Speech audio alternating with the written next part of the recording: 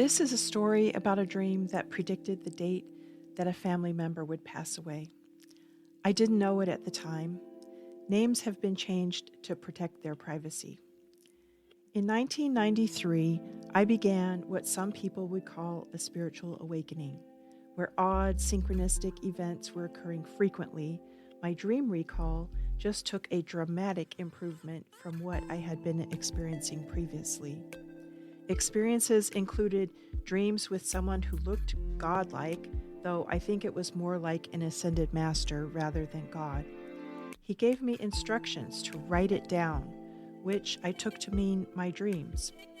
I had kept journals when I was younger, but had only infrequently recorded anything since I was in college years before. Immediately, my dream journal started filling up with dreams that were coming true. I was introduced to two guides who were showing me how they were setting things up for me to see the future, past lives, and worldly knowledge. I guessed the worldly part had to do with the move to Japan. Boy, was that an understatement.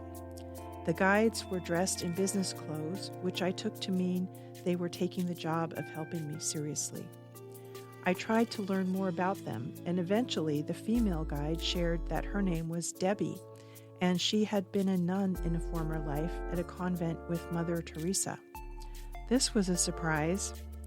I woke one morning with my right arm raised high up in the air doing a hand dance that seemed so perfectly choreographed I could not repeat it to save my life. The way my fingers moved so gracefully, it was like a private show with an experienced hand dancer. As I continued waking up, I pulled my hand down to my chest, holding it with the left hand. What the heck just happened was all I could think. This was one of the strangest things I had experienced. I had no personal experience with hand dance in this lifetime. Later that same day, I was at a spiritual bookstore with my son while I looked for anything that might explain what I was going through. My son wandered into a small room in the store and came back to me with a strange question. He was 5 years old.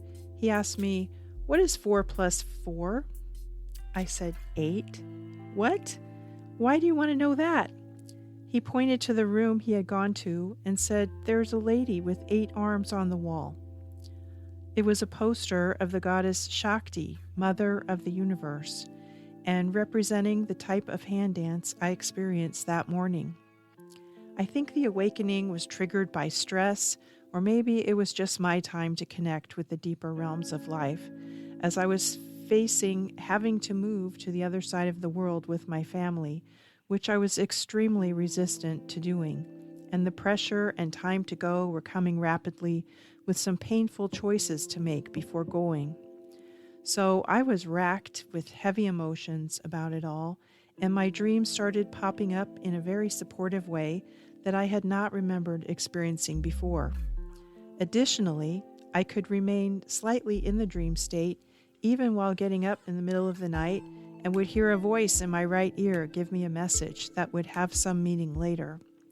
In early 1994, the pace of these events was picking up, and I received something interesting every few days or so as we prepared to make our move to Japan. My kids were 5 and 3 at the time, and occasionally they still woke in the middle of the night and called for me. I had been in a deep sleep, and my son called to me. Groggily, I got up and walked down the hall to his room. Before I got to his room, a male voice in my right ear said, "After the death of Paul, you will be able to continue the Master's teaching." This was quite concerning to me. I didn't want anything to happen to my husband, and I was fearful that he was in danger or would be taken from us too soon.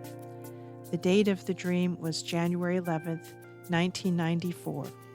It was my mother's birthday, coincidentally. We completed preparations to move to Japan, and during our time there, I experienced many spiritual and psychic dreams and connections. My husband was not interested in any of this with me, and my attempts to prove to him there was more to life than he believed failed as far as I know. In 1996, we returned to the States and started living in our new home in Southern California. In the back of my mind, I had a bit of worry about that dream that mentioned the death of Paul, but hoped it was nothing after all. On January 11th, 1999, my father-in-law, Paul Sr., passed away, 5 years to the day after the dream with his name. It complicated things to have two Pauls in the family. It would have been nice to know which one the voice was referring to. The elder Paul was in his 70s and had an illness for only a few months. In 2015, while doing my comprehensive journal review, I finally saw the dream from 1994 had come true in 1999. It was the elder Paul the dream was talking about, and as always, I was flabbergasted that this information was coming to me, even if it was in a way that I was not able to utilize or fully understand.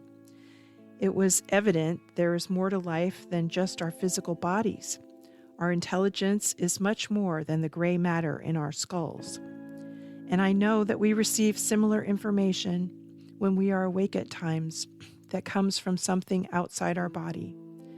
To hear the words after the death of Paul on the date that he would pass 5 years later cannot possibly be a coincidence. Now, more than 20 years later, this revelation has even more impact on me. I never take these things for granted. This just goes to show that it's a good idea to do journal reviews more frequently. I now think it's a good idea to review them every year or every 6 months if possible.